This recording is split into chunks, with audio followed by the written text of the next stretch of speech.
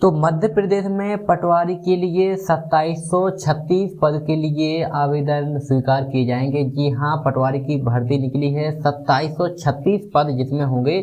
यहाँ पर देख लीजिए कब से भर्ती शुरू हो गई, मतलब कब से फॉर्म डालना शुरू हो गई, ये देख लीजिए। यहाँ पर जो तारीख है फिक्स है 5 जनवरी 2023 से आपके जो फॉर्म होंगे वो डलना शुरू होंगे। मतलब अभी आपके फॉर्म नहीं डलेंगे, 5 जनवरी 2023 से फॉर्म डलना शुरू होंगे। अंतिम तारीख क्या रहेगी, 19 जनवरी रहेगी, 19 जनवरी 2023 तक। तो 5 जनवरी से फॉर्म डलना शुरू होंगे, ध्यान रखिए 5 जनवरी से फॉर्म डलना शुरू हो जाएगी, 19 जनवरी 2023 तक इसकी लास्ट तारीख रहेगी। और साथ ही साथ अगर आपका इतने के बाद में 19 तारीख के बाद में कुछ गलती हो जाती है तो 5/1 से मतलब 5 जनवरी से ही आपकी 24 जनवरी तक केवल सुधार करने की अंतिम तारीख रहेगी।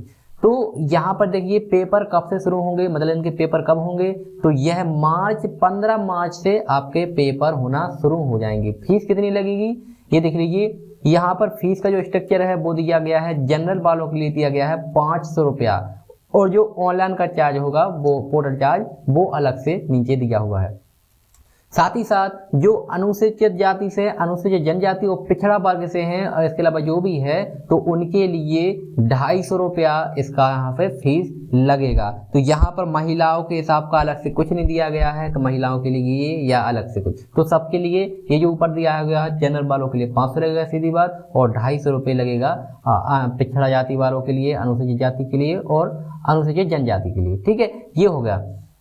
जो कि सीधी भर्ती बैकलॉग से हैं उनके लिए कोई शुल्क नहीं लगेगा। देखिए पेपर का भी यहाँ पर समय दिया गया है कि 15 मार्च 2023 से पेपर शुरू होंगे और 2 पाली में पेपर होंगे। मतलब एक तो सुबह की शिफ्ट में पेपर होंगे और फिर दोपहर की शिफ्ट में पेपर होंगे। तो सुबह की शिफ्ट में 7 से 8 बजे पेपर होगा, मतलब 7 से 8 बजे तक यहाँ पर रिपोर्टिंग का समय रहेगा, सॉरी। और फिर जो 8:50 से 9 बजे तक वहाँ पर पढ़ने का, मतलब जो निर्देश होंगे वो पढ़ने का, और 9 से 12 3 घंटे का पूरा पेपर होगा। ठीक है, ऐसे द्वितीय पारी में भी होगा, 2:30 बजे से 5:30 बजे तक पेपर होगा।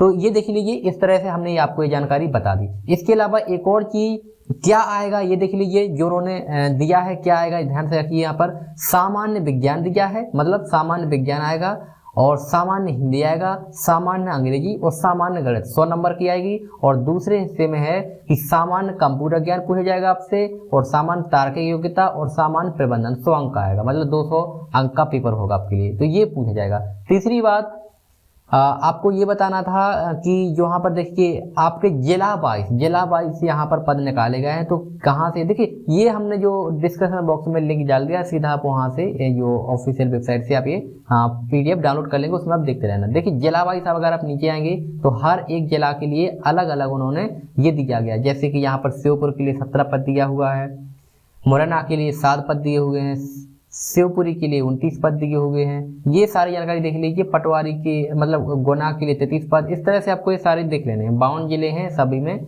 ये आपको मिल जाएगी। अब एक और महत्वपूर्ण बात ये रही कि आपकी इसमें एलिजिबिलिटी क्राइटेरिया क्या रहेगी, कौन कौन फॉर्म को अप्लाई कर सकते हैं। उससे पहले आपको बता दें कि फॉर्म भरेंगे जैसे तो बहुत ज़्यादा साइट स्लो चलने लग जाएगी, इसलिए आपको ध्यान रखना है कि जो आपकी जो प्रोफाइल होगी, मतलब PEB के पोर्टल पे फॉर्म भरने से पहले आपकी प्रोफाइल बन जाएगी, इसलिए ध्यान रहे प्रोफाइल आपको पहले से बनवा के रख लेना है 5 तारीख से पहले, क्योंकि प्रोफाइल में आपके आधार में बायोमेट्रिक कई बार नहीं मिलता तो आप परेशान हो जाओगे, बहुत देर से फॉर्म आपका डलेगा, इसलिए आप पहले से प्रोफाइल बनवा के रख सकते हैं।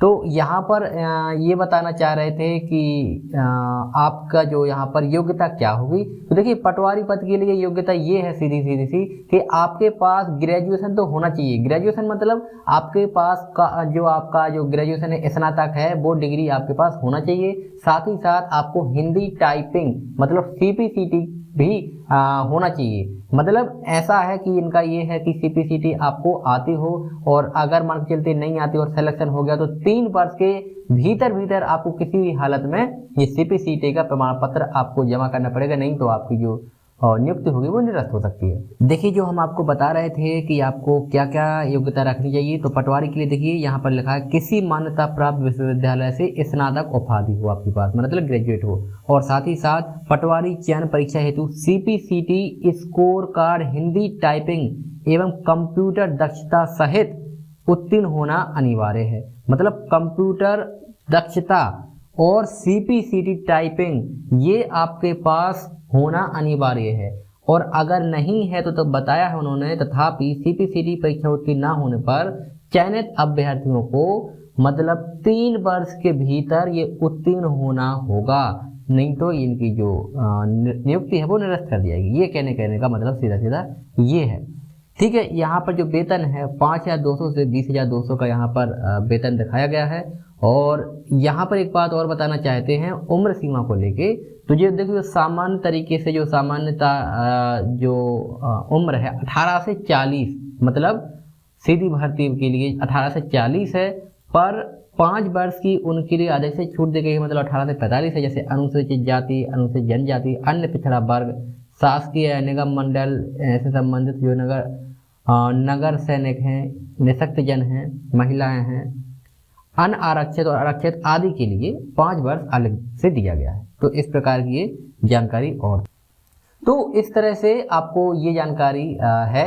और साथ ही साथ ये आपको हो गया होगा और कंप्यूटर का नॉलेज, ये आपको मुख्य योग्यताएं रहेगी। तो बाकी पूरी विस्तृत जानकारी पढ़ने के लिए आप यहाँ पर जो रूल बुक है आप डिस्क्रिप्शन बॉक्स से डाउनलोड कर लीजिए और यहाँ पर आप पढ़ लीजिए, ताकि आपको कोई समस्या ना हो। तो यहाँ पर सब कुछ दिया हुआ है, परीक्षा का पाठ्यक्रम, इसमें पेज नंबर भी दिया हुआ है, यहाँ से आप देख के सारी जानकारी भर सकते हैं। चलिए आगे की जानकारी, फॉर्म भरेंगे कैसे भरेंगे ये हम आपको वीडियो देते जाएंगे, इसलिए चैनल को सब्सक्राइब कर लीजिए।